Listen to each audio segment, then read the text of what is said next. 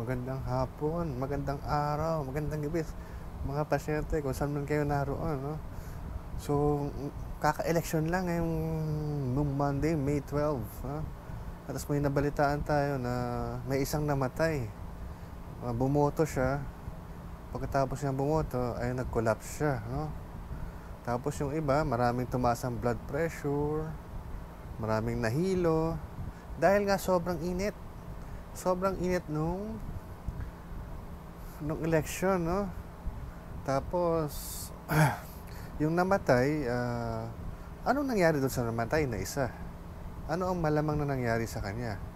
No, so, ang nangyari sa kanya ay malamang siya ay nagka-heat stroke, no? Ngayon, ang heat stroke, ibig sabihin nito, kapag yung katawan natin nagkaroon ng temperature na mas mataas sa 40 degrees. So 41 degrees and above dahil sa init, no? Tapos nagkakaroon siya ng simptomas ng pagkawala ng malay, seizure, nanginginig, comatose. So yung nangyari kay tatay, isang 75-year-old na lolo mula sa Albay. After niyang bumoto, bigla siyang nawalan ng malay at ito ang ikinamatay niya, no? So ano ba nangyayari pag may heat stroke, no? So ibig sabihin nito, umiinit, increased heat production ng ating katawan. Tapos hindi natin mailabas o makontrol, hindi makontrol ng katawan natin ang init. So kinakailangan meron tayong tinatawag na decreased heat loss, no? So yun, dapat na nalalabas natin sa pamamagitan ng pawis yung init para ma-maintain natin ang normal temperature, no? So gaano kadalas ba itong heat stroke na to, no? Ngayon sa Amerika, mula 2004 hanggang 2018, ito ay nag-cause na ng 700 na kamatayan, no? Sa babae at lalaki, pareho lang naman ang incidence. Tapos yun nga, mas madalas siya sa matatanda at sa mga sobrang bata, tulad ng mga infants, no? So dalawang klase itong heat stroke, no? Unang-una, may tinatawag tayong exertional heat stroke, no? Ito yung nakita natin madalas sa mga kabataan, siguro less than 40 years old, nagba-basketball, sobrang init, tapos bigla na lang siyang magko-collapse. Ayun, yun usually ang exertional heat stroke, no? Sobrang nasobrahan sa exercise, sa physical exertion sa mainit na lugar, no? Ito yung nangyari sa anak ni Lebron, no? Nagba-basketball sila, siguro napakainit, nag-collapse siya. Buti na lang at siyempre sa Amerika yan, no? So meron naagapan kagad, no? Tapos ang pangalawa ay tinatawag natin non-exertional heat stroke, no? Pag sinabi natin yung non-exertional heat stroke, ibig sabihin nito, hindi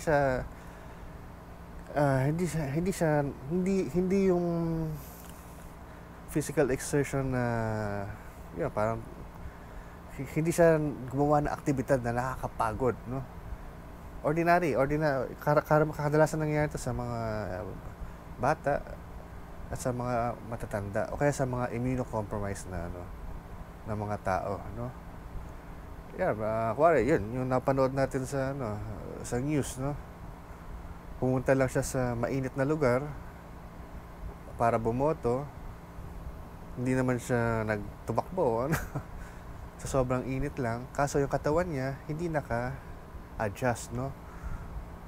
So, nagkaroon siya ng heat stroke. At sa kasamaang palad, ito ay ang kinamatay niya. No, pag Ngayon, pag physical exam natin, masasabi rin heat stroke, tulad ko nga na nabanggit ko, ang temperatura natin ay more than 40 degrees. Tapos usually, yung heartbeat natin, talagang mabilis ang galaw. Ang tawag doon, tachycardia, no? So more than 130, usually 130 beats per minute, no? Kadalasan yung BP, masabi nga nila, hindi naman daw tumataas, normal lang. Pero di ba yan nga, pag mainit, tumataas ang BP natin. Pero sa heat stroke, usually normal ang BP. O minsan mababa pa nga eh. So anong mga simptomas ng heat stroke, no? Karamihan doon ay para kang na-stroke talaga, no? Usually yung may stroke sa'yo,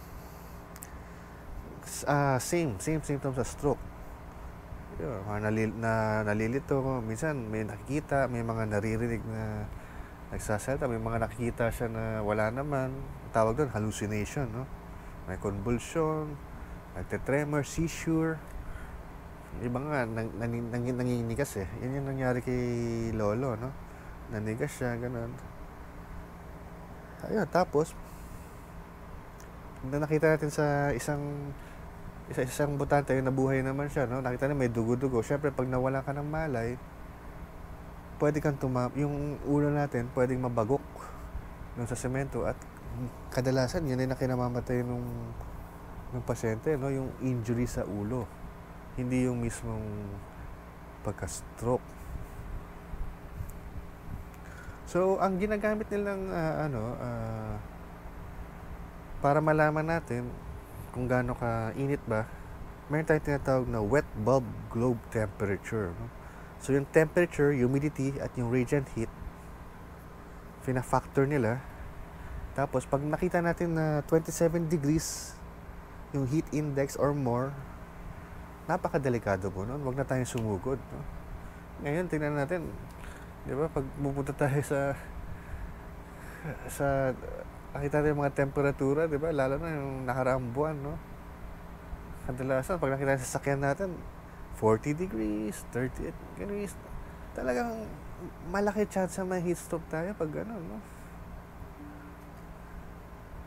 So, pag gano'n, iwas tayo, tapos mag-hydrate tayo.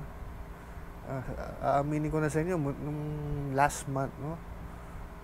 Kasi mahilig ako mag Coke Zero, so mataas sa caffeine, nakakaihi, nakaka-dehydrate, no? Tapos nagkape pa ako, iced coffee, so nakakaihi uli. Tapos mainit yung pagpasok ko sa sakyan, mainit. Sobrang init, 40 degrees, oh. Parang niluluto ako doon sa sasakyan, no? Tapos nung araw na yun, hindi ako uminom ng tubig kasi nga puro Coke Zero ang ininom ko. Tapos nag-gym ako alas 3, no?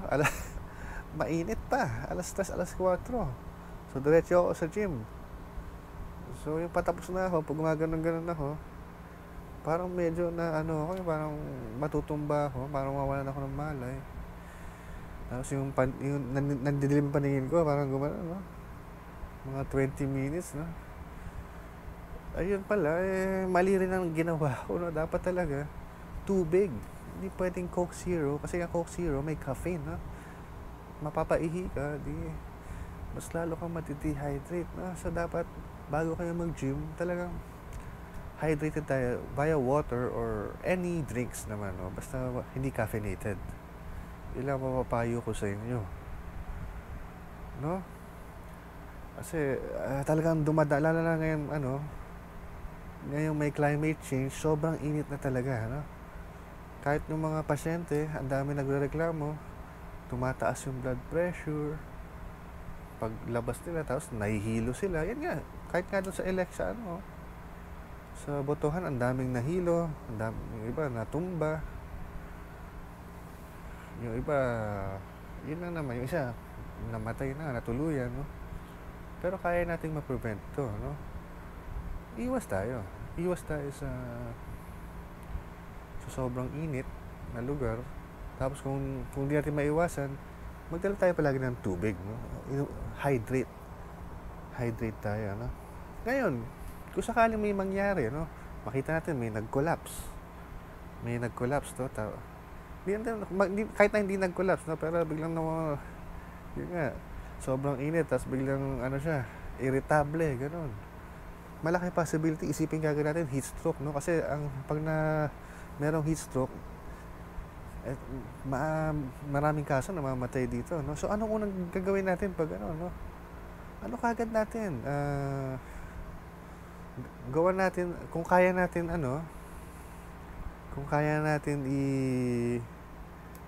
di ba? Kung kaya natin ibabad sa malamig na tubig, pwede. Kaso hindi practical 'yan. Sabi natin sa election, di ba? Wala namang bathtub doon na malamig na puro yelo, di ba?